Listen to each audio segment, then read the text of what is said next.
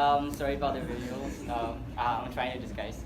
My name is Zay. I'm from Diploma in Management Studies program. I'm from Myanmar. So today, as an icebreaker speech, something that I prepare is less about myself and more about something that I like to identify myself with, which is about a country that I grew up 12 years ago.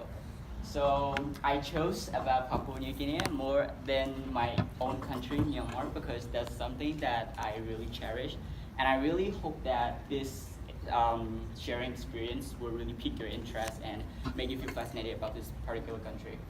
So I grew up in Papua New Guinea 12 years ago, so I got there when I was around 8 years old. So my dad has been working there for all of his life, but when I was like a toddler, like a kid, he didn't want to separate me from very far, so he kind of brought me to Papua New Guinea along with my mom. So I spent my very first 3 years of my life there at Papua New Guinea. So I resided in a capital city called Banimo, and literally the whole experience is a very fascinating experience. So before that, I just want to share a little bit about my country before I move on to sharing about my personal experience. So the first thing is that the country is it's in Oceania, so it's very close to Australia. But the two countries are very different in terms of development, infrastructure, and all that. So the first thing is in terms of the land itself. It's very. I actually intended to show some pictures, but I'll just go with that. So the first thing is the land is very fascinating. It's the ideal place for everybody who want to, feel the nature, and everybody who's an, exotic flora and fauna lover. It's an ideal place, and they have volcanoes and mountains and lakes and forests and all kinds of natural resorts that everybody's gonna fall in love with.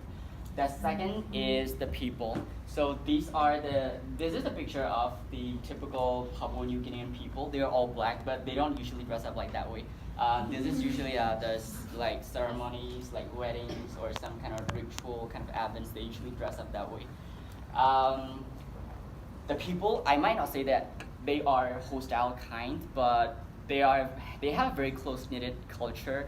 So if they spot you doing something that's not appropriate in terms of their cultural context, they are very ready to kick your ass. And this is about the people. And in terms of the meal and national dishes, their national dish is called mumu. You can actually Google that. It's pork stuffed with raw vegetables. That used to be my favorite meal back then, but that looks very disgusting. So, so I'm not gonna show you the picture.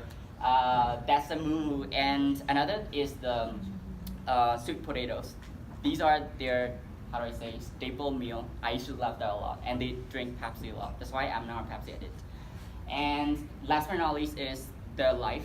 Papua New Guinea, like a decade ago, used to be the country with the highest crime rates in the whole world.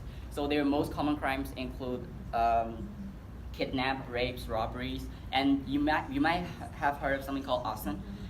Intentionally burning the buildings by the criminals. So my mom and I, while we were in the house, we used to get robbed twice, but they didn't actually kill us. If they did, I wouldn't be standing here, right? And one of his warehouses got burned in an arson. So we might be able to imagine how life used to be very, very nasty in Papua New Guinea. So I might not recommend you go there if you are, not very adventurous kind of person. So I have a lot of takeaways from the whole experience itself.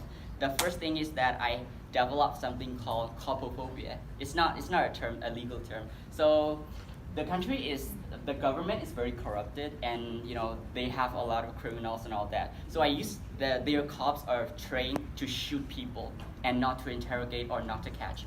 Every time they're gonna spot a bad guy doing something, the cops are just gonna shoot you down. They're not hesitant to kill you and all that. So whenever I see cops back in my country, Myanmar, I used to have a very traumatic experience with these cops. I just can't face with these cops because I have this phobia. And the second thing is that, like I mentioned earlier, I love these sweet potatoes a lot. That's still my favorite dish right now. So I might usually find somewhere where I can get sweet potatoes and eat it like every once in a while, because that still is my favorite dish.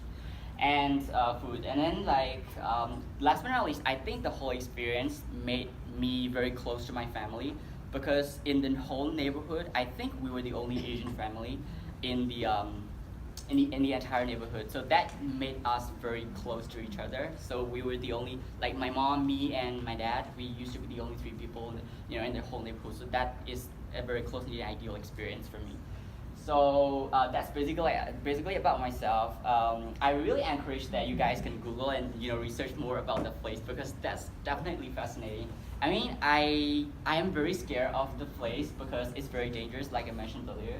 But the experience is very rewarding. Even if you have like some semester break or anything, and if you feel like you're going to some foreign place, you can just pop on UCAN and book a flight. I can recommend you some good places I used to live, but anyway, it's dangerous. So, okay, that's all. Everything about my speech today, guys. Today is my very first Toastmasters speech, an icebreaker experience. So I hope to get to know more about you guys in the future. And happy holidays, guys. Woo!